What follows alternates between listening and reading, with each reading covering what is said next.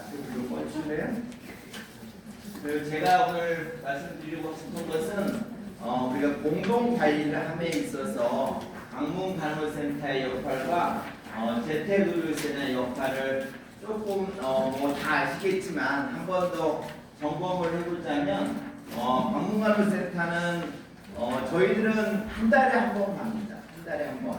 물론 간호사는 또 한 번 가서 한 달에 저희가 공식적으로 2번을 가지만 우리 방문간호센터 선생님들은 거의 매일 가지 않습니까? 거의 매일 가서 방문을 해서 이러한 여러 가지 발달사의 활력 징후, 증상 관찰을 지속적으로 볼 수 있는 역할을 하는 거고, 또 하나는 저희 의사나 약사가 아무리 좋은 약을 처방해도 그 약을 먹지 않으면 아무 효과가 없기 때문에 이걸 약을 잘 먹고 있는지 복용의 실제 상태를 확인해 주는 것이 굉장히 중요한 역할이죠. 그 다음에 이제 오늘 강의할 내용 중에 하나인 상처 욕창 관리에 대한 것도 이것을 일주일에 한 번 봐서는 욕창이 좋아지지가 않죠. 근데 그것을 보호자가 욕창 관리를 할 수 있으면 다행이지만 그걸 못하는 경우가 제가 봐서는 10명에 7, 8명은 못하더라고요. 그래서 그 못하는 거에 대해서 욕창 관리, 그 다음에 보호자 교육도 해야 되고, 그리고 나서 매일 이렇게 관찰과 상태를 확인하면서 이상 징후가 생겼을 때 즉각적인 연락 보고가 해야 될 일이라고 생각이 됩니다. 저희 재택의료센터는 의학적 평가하고 대회를 수립하고 처방도 하고 여러 가지 검사도 하고 그 자리에 가서 혈액도 채취해오고 그 자리에서 약물 처방도 합니다. 그 다음에 만약에 악화됐을 때 병원을 연계할 수도 있고 보호자 상담 설명을 하는 겁니다. 방문간호사는 가장 현장에 가까이 있는 분이고 그리고 악화를 가장 먼저 발견할 수 있는 안전망이라고 생각이 듭니다. 그래서 저희가 이제 방문진료에서 다학제 진료를 이야기를 할 때 가장 먼저 보여주는 사진이 이겁니다. 가장 환자와 가족이 한가운데 있고 그걸 중심으로 가장 먼저 그 환자와 보호자의 상태를 가장 잘 아는 분이 요양보호사, 간병이고 그리고 나서 이제 주변에 간호사와 1차 의료의사와 의료사회복지사라고 첫 번째 주치 팀이라고 말합니다. 여기서 이제 요양보호가 아니라 요양간호, 방문간호도 환자와 가족 간에 가장 가까이 있는 분이라고 볼 수 있는 거죠. 그리고 나서 더 필요한 영역이 되면 이렇게 한의사나 재활치료나 치과나 연결을 하게 해드리고 그리고 사회적인 서비스까지 연결하는 걸 저희가 이제 다학제 방문치료라고 말을 합니다. 그러면 이 활력 징후를 볼 때 어떤 걸 봐야 되냐? 사실은 우리가 그 당시의 혈압과 그 당시의 혈당이 중요하지 않지 않습니까? 저번에 사실은 오늘 제가 가신 분도 혈압이 90이 안 돼요. 85에 50 그럽니다. 그러면 사실은 그거 하나만 딱 수치만 봐서는 굉장히 문제 있는 것 같지만 그분은 한 달 내내 1년 내내 그 수치로 가는 거예요. 그래서 변화를 보는 게 중요하지 않겠습니까? 변화가 중요하다. 변화. 어떻게 변화하고 있는지를 알아야 되고 또 하나 나중에 이분이 정말 문제 있을 것 같다라고 생각이 되면 그 변화를 이야기를 해줘야 돼요. 그 전에 이분이 혈압이 괜찮았었는데 120이었는데 갑자기 혈압이 80으로 떨어졌습니다. 산소 포화도가 90이었는데 80으로 떨어졌습니다라는 그 변화가 굉장히 중요하다. 또 하나 그 환자분이 그 어르신이 괜찮았는데 뭔가 이렇게 눈을 안 뜬다던가 숨이 차 보인다던가 얼굴이 좀 까매진다던가 몸이 붓는다던가 이런 미묘한 변화를 포착하는 게 또 중요한 것이고 또 하나는 얼굴을 너무 많이 찡그린다던가 말하는 게 어둔해졌다던가 이런 내용들. 또 하나는 그 전에는 대소변을 잘 가렸는데 이분이 대변을 보고 가리지를 못한다던가 뭔가 집안 정리가 안 됐다던가 또 하나 중요한 것은 보호자 가장 옆에 있는 분 요양보호사나 보호자가 어떻게 말을 하는지가 또 중요합니다. 그래서 이 보호자가 불안해하거나 그러면 뭔가 중요한 뭔가 사인이 있을 수 있으니까 좀 더 정확하게 봐야 된다고 하는 것이고, 즉시 저희한테 연락을 하거나 119에 전화를 하거나 해야 될 것, 뭐 아시겠지만 의식, 호흡곤란, 고열, 그 다음에 고열이라면 사실은 이게 온도가 체온이 37도 이상만 돼도 고열이라고 말하는데, 이것이 안 그러다가 갑자기 열나는 경우가 계속 열이 나다가 조금 더 오르는 거랑 그런 차이가 있어서, 고열이 있다고 했을 때 다 문제되는 게 아니라 그 전에 비해서 얼마나 올랐느냐가 더 중요한 것 같습니다. 그 다음에 혈당, 혈압, 심한 통증, 낙상 후에 뭐가 이상이 있었을 때, 보호자가 극심한 불안이 있을 때는 뭔가 여러분들도 모를 수도 있고 저도 모를 수 있기 때문에 뭔가 다른 의료진의 도움을 요청하는 게 필요한 거겠죠. 어떻게 보고를 하는 게 좋냐? 우리가 SBAR이라는 걸 들어보셨나요? SBAR이라고 하고, 이게 처음에 지금 상황이 어떤지를 이야기하는 겁니다. 지금 시츄에이션이 무슨 일이 있는지, 그 환자의 상황이나 문제에 대해서 그러니까 우리가 보호자한테 이렇게 뭐 여쭤보면은 뭐 2년 전에는 어땠고요, 1년 전에는 어땠고요, 어느 병원 갔더니 의사가 이렇게 말해도 그런 말 할 필요 없습니다.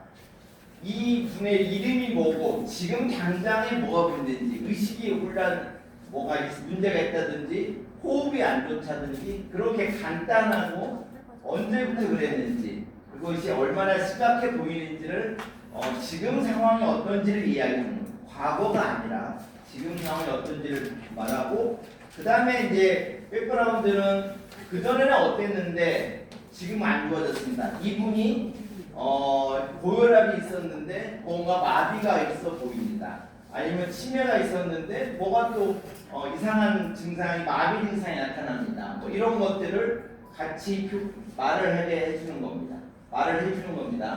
그 다음에 여러분들의 판단은 어떤지. 그래서 이분이 지금 갑자기 말이 어둔한데 과거에 혈압도 높았었고 그 전에 뇌졸중도 있었는데 지금 보니까 뇌출혈이나 뇌졸중이 한 번 더 온 것 같습니다라고 판단을 해갖고, 그래서 어떻게 해야 되는지, 그래서 와주십시오. 지금 와서 환자를 봐주면 안 될까요? 라고 이렇게 순서대로 SBAR로 간략하고, 그 다음에 그 사람의 과거력을 이야기하고 여러분의 판단을 해서 무엇을 요청할 것인가, 이런 순으로 저희한테 말을 해주면 조금 더 정보가 잘 전달이 될 거라고 생각이 듭니다. 또 하나는 여러분들 나눠드렸지만, 환자분의 집에 지금은 임시적으로 만들었는데 이것을 이런 내용으로 해가지고 바인더를 만들어서 환자 집에 비치할 생각입니다. 그 바인더 앞에는 이 땡땡땡 분은 부천 시민의원 재택의료센터와 방문간호센터와 공동 관리하는 분입니다라고 앞면에 표시를 하고, 그 안에는 이런 내용들을 하려고 합니다. 의료기관명, 간호센터명, 그분의 환자 정보, 동의서, 그 다음에 기본적인 갖고 있는 질병, 현재 무슨 처치를 하고 있는지, 그 다음에 지금 상태가 어떤지를 표시하게 하려고 해서 저희들도 한 달에 한 번이나 간호사도 한 달에 2번을 갔을 때 여기다 기록을 해서 여러분들이 볼 수 있게, 여러분들도 방문해서 환자를 보면 여기다가 필요한 내용을 기록해서 저희가 볼 수 있게 공동 관력 기록지를 만들려고 합니다. 이렇게 간단히 저희가 이런 과정으로 공동 관리를 할 생각이고, 오늘 이제 다시 교육 내용을 말씀드릴 것은 욕창입니다. 앞으로 교육 내용이 욕창이 한 번 있고, 두 번째가 이제 그 연하재활 관련된 거 있고, 세 번째로 근력운동, 등골격계 그 재활 이 세 번째고, 네 번째가 치매와 대화하는 법 이 네 번째로 돼 있어서 오늘은 첫 번째로 상처 치유 관련된 이야기를 하려고 합니다. 먼저 이 욕창 환자를 보면 어떻습니까? 처음에 막 한숨부터 나오죠. 한숨부터 나오고 도대체 언제 나을 걸, 이게 도대체 나을 수나 있을까? 라고 하는 걱정이 먼저 들지만 모든 상처는 낫게 되어 있습니다. 안 낫는 상처는 없어요. 단 잘못된 처치가 있을 뿐입니다. 잘못된 처치를 해서 안 낫는 거지 사실은 모든 상처는 자연적으로 낫게 돼 있어요. 그 과정이 처음에 이제 이렇게 상처가 나면 그 자리로 이렇게 피가 흘러나오면서 피 자체가 응고되는 거죠. 이것은 뭐 5분, 뭐 짧게는 1분 정도로 되는 거고, 그리고 나서부터는 1시간에 하루에 걸쳐서 24시간에 걸쳐서 염증이 생깁니다. 이 상처가 노출된 이 자리로 감염이 된 거죠. 뭔가 상처에 감염이 되면 그 감염된 것을 해결하고 해서 이런 염증 세포들이 그 감염된 균을 잡아먹는 과정이 되는 하루 정도가 되어야 되고, 이게 다 나오면 그 다음부터 상처가 차 올라오기 시작하죠. 그리고 나서 리모델링이 되는데, 사실은 우리가 보는 욕창 환자는 여기서 끝나는 겁니다. 여기까지가 가면 우리가 증식 과정까지 가는 게 우리의 목표예요. 증식 과정. 근데 대부분의 욕창이 어떻습니까? 누렇고 에스카 끼고 그 다음에 거기서 계속 진물이 나오고 해결이 안 되는 거예요. 염증이 해결이 안 되니까 여기서 이쪽으로 갈지를 못해요. 염증이 해결이 안 돼. 그 염증 해결하는 게 욕창 치료의 가장 중요한 거라는 겁니다. 그래서 여기서 이쪽 넘어왔어요. 이제 증식 과정으로 왔어요. 염증도 없어지고 증식 과정이 됐는데, 지금부터는 이제 정말 이 증식되는 세포들이 잘 자라게, 여기를 갖다가 잘 만들어줘야 돼. 잘 자라는 조건으로. 근데 잘 자라나는데 여기다가 쓸데없는 소독약을 바르고 있고 연고를 바르고 하면서 오히려 못 자라게 만드는 거예요. 그건 다시 또 이 거꾸로 밝혀요. 다시 또 염증이 생기는 거예요. 계속 왔다 갔다 하다가 상처만 심해지고 오래되고 가는 과정이 욕창의 과정입니다. 그래서 가장 중요한 것은 욕창이 생겼으면 그 다음부터는 염증을 없애야 되고, 그 다음에는 증식을 잘하게 만들어야 되는 겁니다. 이야기를 하자면 먼저 욕창이 생기지 않게 해야 되겠죠. 가장 생기지 않게 되는데, 여기가 침대인데 침대에 뭔가 이런 눌리는 자리, 그 다음에 이게 이 뼈와 이 눌리는 자리가 꽉 눌리면 압박되면서 생기는 게 외부 압력과 내부 압력으로 생기는 것이 괴사되는 거고, 그걸로 인해서 욕창이 발생하는 건데, 이것이 약한 압력에도 장시간 노출되면 발생하고 강한 압력에도 단시간 노출돼도 생기는 거예요. 결국은 압력 곱하기 기관 곱하기 조직의 내성이 하나하나가 다 영향을 준다는 겁니다. 그래서 어떤 사람들이 주로 많이 생기냐? 감각이 없는 분들 당연하겠죠. 그 다음에 이 엉덩이 부분이나 아니면 이 사타구니 부분이 너무 습해가지고 이 피부가 짓물렀을 때, 그 다음에 활동을 하는데 계속 잘못된 자세를 하거나 가동성이 없거나, 가장 중요한 거, 사실은 이거에서 별로 사람분들이 별로 신경을 안 쓰는데 영양 상태가 굉장히 중요합니다. 그래서 저희가 이제 방문을 해서 욕창이 있으면 이분이 식사를 하냐 못하냐가 굉장히 중요해요. 식사를 못하면 낫지는 않습니다. 식사를 해야 되는데 만약에 못하면 저희가 필요하면 유튜브로 꼭 피딩이라도 해서 영양을 공부를 시켜야지 상처가 낫게 돼 있는 거예요. 영양이 굉장히 중요하다. 그 다음에 잘못된 간으로 인해서 돌봄으로 인해서 피부가 밀려서 생기는 상처 이런 걸로 생깁니다. 그래서 욕창간에는 세 가지인데 세 가지. 첫 번째 눌리지 않게 해야 되겠죠. 압력을 없애지 않고는 그 상태, 그 욕창이 생긴 데가 눌리는 걸 해결하지 않으면 절대 낫지 않는다. 두 번째, 전신 상태, 영양 상태가 회복이 안 되면 낫지 않습니다. 그래서 첫 번째는 눌리지 않아야 되고 두 번째는 영양 상태가 좋아요. 영양 상태가 안 좋으면 절대 안 나아요. 그래서 영양 상태가 좋아야지 살이 차올라오고 면역 기능이 있어서 이 균을 죽일 수가 있는 거거든요. 그래서 2시간마다 이렇게 첫 번째는 창문을 바라보고 두 번째는 출입구를 바라보고 그 다음에는 반드시 눕고 또 창문을 바라보고 출입구를 바라보고 2시간마다 이렇게 빙빙빙빙 체크하게 해서 이거 갖다가 침대에 붙여놓고 요양보호사나 보호자가 환자를 계속 2시간마다 돌려서 이쪽 오른쪽 돌렸다가 왼쪽으로 돌렸다가 근데 요즘에 욕창 매트가 잘 나와서 욕창 매트가 이게 압력을 분산시키면서 여기 욕창을 최변경에 효과를 내게 하더라고요. 근데 가끔 보니까 어떤 욕창 매트는 뭐가 잘못해서 그런지 전혀 그렇게 안 되고 이렇게 막 공기만 들어가 있고 이게 들었다 나왔다 하지가 않는 게 있어서 여러분들이 꼭 봤을 때 이 욕창 매트가 제대로 작동하는지를 한번 확인을 해야 되는 것도 필요할 것 같습니다. 그 다음에 아까 본 것처럼 욕창, 그 다음에 이제 소독이에요. 소독. 그래서 소독은 이런 눌리지 않아야 되고 영양 상태를 파악하고 그 다음에 소독입니다. 소독을 하는 원칙을 먼저 알려드리면 괴사 조직, 에스카죠. 까맣게 죽은 거.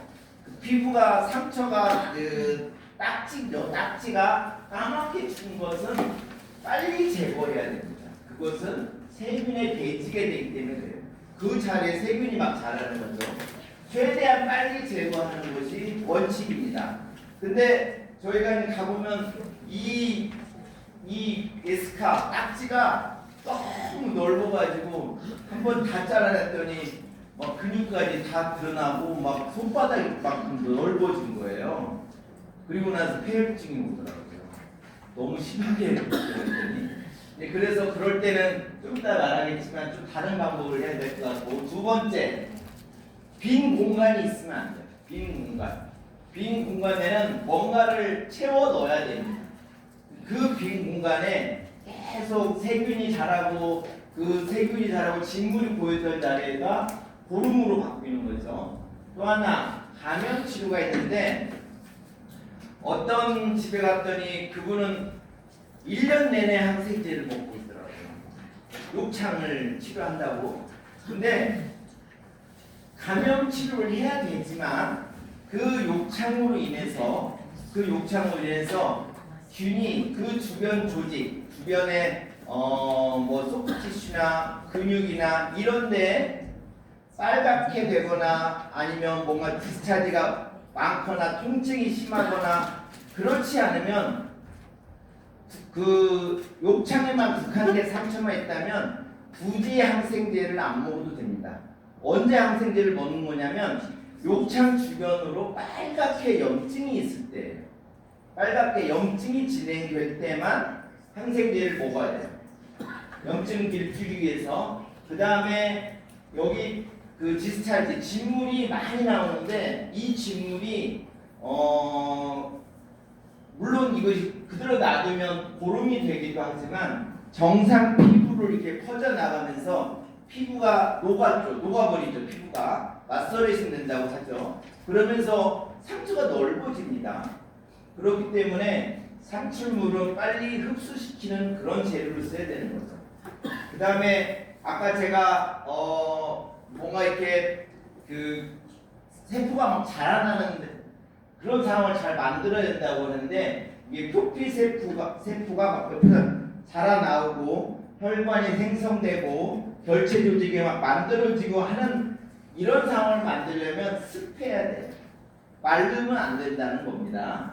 그래서 옛날에 어른들은 상처가 나면 공기를 써야 된다고 그러면서 열어놓는데 열어놓으면 안 되는 거죠. 다 덮어야 됩니다. 모든 상처는 다 덮어놔야 돼요. 열면 안 돼요. 습유는 유지하기 때문에 그럽니다. 그 다음에 너무 춥거나 차지 않게 하고, 그 다음에 더 이상 감염되지 않게. 그래갖고 소독을 했는데 대변이 묻으면 빨리 갈아야 되겠죠. 소변으로 젖으면 빨리 갈아야 되죠. 감염이 안 되게 해야 되니까. 그래서 괴사 조직을 제거할 목적으로 뭘 하냐? 다 잘라내야 되는 겁니다. 잘라내야 돼요. 잘라내기 어려울 경우 나이도 이야기했고, 그 다음에 뭔가 이런 그 사관을 데드 스페이스를 채워야 되는데 데드 스페이스를 채우는 방법이 여러 가지가 있어요. 좀 이따 말하겠지만 젖은 거즈는 권유하지 않습니다. 그리고 그 나머지 파우더나 게를 그 빈 공간에 집어넣는 거예요. 듀오겔을 많이 쓰시죠? 보험이 됩니다. 듀오겔 보험돼서 혹시 여러분들이 저희가 한 달에 한 번이나 한 달에 두 번 가서 소독을 하는데 여러분들이 해야 된다면 저희가 그 환자한테 듀오겔을 충분히 처방해서 드리면 여러분들이 사용할 수가 있는 거예요. 그 보험이 됩니다. 그 다음에 감염은 항생제를 하지만 아까 말한 것처럼 이 빨갛게 염증이 있을 때만 할 거고 삼침물을 흡수하기 위해서 메디폼 드레싱을 하죠. 폼 드레싱. 그리고 상처 표면에 기존의 수분을 유지하기 위해서 뭔가 콜로이드 드레싱을 하는데 이것은 무슨 말이냐면 우리가 이제 그 대부분의 욕창은 진물이 막 나오는데 진물이 안 나오는 욕창이 간혹 있어요. 너무 말랐거나 이미 이렇게 딱지가 졌는데 그 안에 그 에스카처럼 안에 뭐 보름이 찬 건 아니지만 그 딱지만 있는 분들이 있어. 그런 분들은 콜로이드를 갖다가 덮어주는 겁니다. 좀 이따 라스트 말씀드릴 거예요. 그리고 나서 뭐 외부 온도는 당연히 뭐 감염하는 거고 그 상처를 보호하기 위해서 잘못된 소독은 하면 안 됩니다. 우리가 흔히 쓰는 소독약이에요. 소독약. 보는데 과산화수소는 정상 조직을 손상시킵니다. 절대 쓰면 안 돼요. 과산화수소 옛날에 많이 썼는데 쓰지 마. 어느 때 쓰냐? 이물질 제거용으로 쓰는데 사실은 이물질 제거를 하려면 그냥 생리식염수로 하는 게 낫습니다. 생리식염수가 낫지 이 과산화수소를 쓰면 정상 세포 조직도 다 죽여요. 오히려 아까 말한 것처럼 염증만 조절하는 게 아니라 자라나고 있는 그런 세포까지도 다 죽이기 때문에 과산화수소 사용하지 말까. 두 번째 알코올. 너무 통증도 있을 뿐더러 이것도 역시 조직에 손상을 주기 때문에 하지 말았으면 좋겠어요. 그 다음에 포비돈 흔히 쓰는 이런 걸로 수압을 쓰기도 하고 그냥 액체로 쓰기도 하는데 살균력이 굉장히 좋습니다. 살균력이 굉장히 좋은데 문제는 이것도 역시 피부 재생을 억제해. 그러면 소독할 때 뭘로 쓰냐? 저희는 이 포비돈을 셀라인 10대 포비돈 1을 섞어서 자극을 주지 않게 하려고 포비돈을 소독할 때 셀라인 이게 20cc잖아요. 20cc니까 포비돈을 20cc 정도 섞어서 여기다가 꺼지에 닦아 묻혀가지고 소독을 합니다. 그 다음에 이제 클로로헥시딘이라는 것이 있는데 클로로헥시딘은 이것도 역시 점막을 사용 과민 반응이지만 효과는 좋습니다. 단 포비돈을 소독하면 까맣게 되잖아요. 보여 어디까지 내가 소독했는지 보이는데 이건 투명해가지고 소독을 했는지 안 했는지 잘 모를 것 같아요. 그래서 이 클로로헥시딘은 우리가 이제 폴리나 튜브 체인지 할 때 주로 쓰고 포비돈을 할 때는 이런 욕창 같은 상처에 희석해서 씁니다. 생리식염수는 세척용으로 많이 쓰고 살균 효과는 없어서 과산화수소 알코올 쓰지 마시고 포비돈을 쓸 때는 희석해서 쓰시고 클로로헥시딘은 이거 갖다가 상처 부에 쓰는 게보다 튜브 가를 때 폴리 아니면 티튜브 이런 데를 주변하는 게 더 좋을 것 같습니다. 그 다음에 이제 욕창 소독을 할 때 과거에 이제 꺼즈에다가 베타딘을 이렇게 묻혀가지고 생리식염수와 베타딘 희석을 시킨 꺼즈를 해서 거기에다가 상처에다 베드스피에다 꾹 집어넣어가지고 빼내고 했는데 이것은 금기는 뭐냐? 잦은 소독이 불가한 경우는 하면 안 됩니다. 하루에 적어도 2번을 가서 해줄 만한 뭔가 시간이 되시면 이걸 하는데 하루에 1번 할 것 같으면 하면 안 돼요. 오히려 감염 소스가 됩니다. 그래서 이것은 왜냐하면 이게 보험이 되기 때문에 그래요. 이것은 가능하면 하지 마라. 만약에 보호자가 정말 소독을 잘 하시면 하루에 2-3번 할 수 있으면 이거 하라고 그래요. 하라고 제가 하기도 하지만 가능하면 여러분들은 2-3번 갈 수 없지 않습니까? 네, 하지 않는 게 좋을 것 같고 그 다음에 이제 폼 드레싱과 콜로이드 드레싱이 있는데 폼 드레싱은 뭐냐면 메디폼이에요. 흔히 말하는 메디폼. 콜로이드는 듀오덤이 콜로이드입니다. 이것은 콜로이드는 어떤 거라면 괴사 조직을 분해시켜요. 이 콜로이드가. 그래서 아까 제가 에스카가 너무 넓어가지고 이것을 다 제거했을 경우에 폐혈증이 오거나 출혈이 심할 것 같으면 듀오덤 같은 걸 붙이면 이게 녹이니까 듀오덤을 붙여놓으면 다음날 흐물흐물해져가지고 쉽게 제거가 가능해집니다. 이렇게 할 수 있는 것이 듀오덤이에요. 근데 이 듀오덤의 단점은 뭐냐면 정상 그렇게 디스차지 산출물이 없는 경우에는 그걸 녹여서 흐물흐물하게 만드는데 산출물이 많은 사람들은 어떻게 했어요? 산출물이 많은 사람들은 오히려 흘러 넘쳐가지고 정상 피부를 녹여버립니다. 정상 피부를 녹여. 그리고 상처가 넓어져요. 가끔 가다가 어떤 분들이 그거 상처 욕창약 발자국 붙여놨더니 더 커졌어요. 라고 말하는 게 듀오덤 붙여서 그러는 겁니다. 더 넓어집니다. 그래서 산출물이 과도한 상처에는 바르면 안 돼요. 이것은. 그리고 대부분은 그래서 산출물이 있는 상처에 듀오덤을 씁니다. 듀오덤. 온도 유지 좋고 흡수성도 좋고 밀폐 효과도 있고. 근데 이게 메디폼을 쓰는데 그게 단순 아무 그런 화학적인 약이 아무것도 없어요. 그냥 흡수만 하는 겁니다.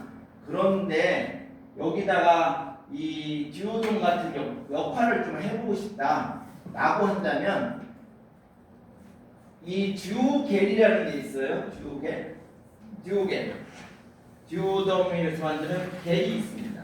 이것이 이 듀오돔의 표면에 붙여있는 성분이 이 겔로 들어가 있어요.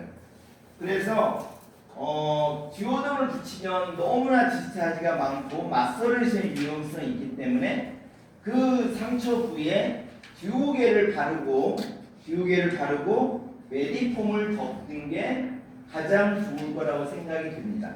그래서 대부분의 욕창 치료는 사실은 데드 스페이스가 있어요. 푹 들어가 있고 상처가 염증이 있어요. 그래서 계속 소독하고 그 다음에 소독한 다음에 이 듀오겔을 안에 짜서 넣고 겉에다가 메디폼을 덮어. 그러면 메디폼이 이게 접착력이 있나요? 없으니까 또 반창고를 붙여야 되겠죠. 그렇게 하실 걸 권유드리는 겁니다.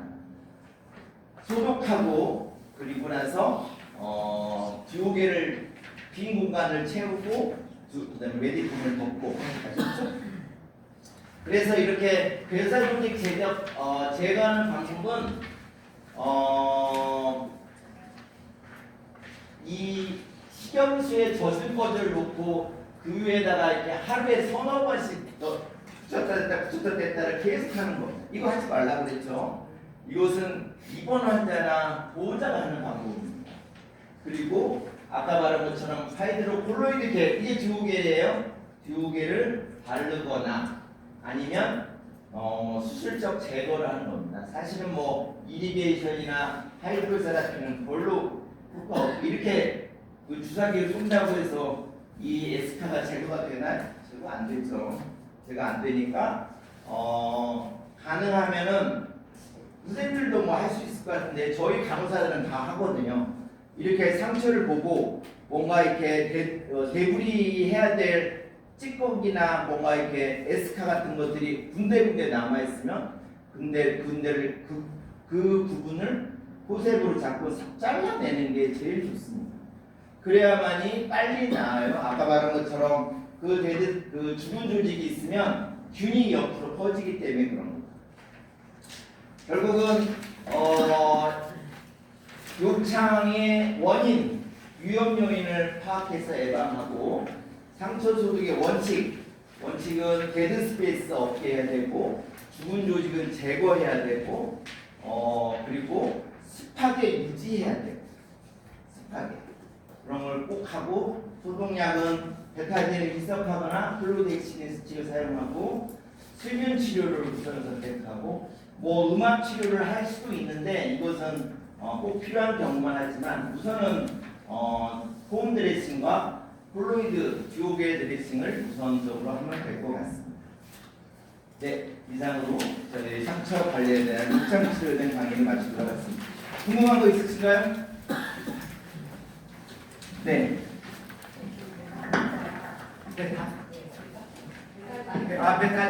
베타딘이 붙어있는 메디폼. 네. 메디폼과의 효과 차이는 보험이 되고 안 되고 그건 보험이 안 되고 네. 메디폼은 보험이 돼요. 아까 제가 얼핏 알려드렸는데 한 상처에 대해서 일주에 4개가 돼요. 4주가 안 되니까 16개가 되는 거죠. 한 상처에 대해서. 근데 메디폼이 작은 게 있고 큰 게 있고 있어요. 큰 것은 40 곱하기 70짜리가 있어요. 40 곱하기 70은 굉장히 큰 거죠. 그것도 하나입니다. 16개가 돼요. 그 상처에 대해서. 근데 거기에 뭐 베타딘이 섞여 있는 메디폼은 보험이 안 되더라고요. 그리고 아까 말한 듀오게는 한도 끝도 없이 보험이 돼요. 그것도 물론 비싸긴 하죠. 근데 보험되는 건 16개가 된다. 두께도 상관없고 크기도 상관없습니다. 16. 그러면 저는 뭐 베타폼이 더 좋을 거라 생각합니다. 소독돼 있는 소독제.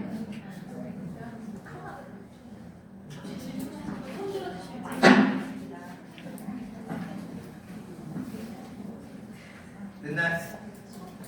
네. 그러면 발적돼 있는 1단계일 때는 폼을 붙이는 게 낫나요? 아니면 듀오도 붙이는 게 낫나요? 폼이죠. 폼이 낫죠. 네. 왜냐하면 거기에 듀오도를 넣으면 녹아버려 오히려. 상처가 더 커지겠죠. 근데 거기가 이제 이미 에스카로 변했어. 까맣게 죽은 조직이야. 긁어내기는 부담돼. 그럴 때는 듀오도를 붙이는 거. 제거해야 될 조직은 듀오도. 네. 이거 보호해야 될 조직은 메디폼.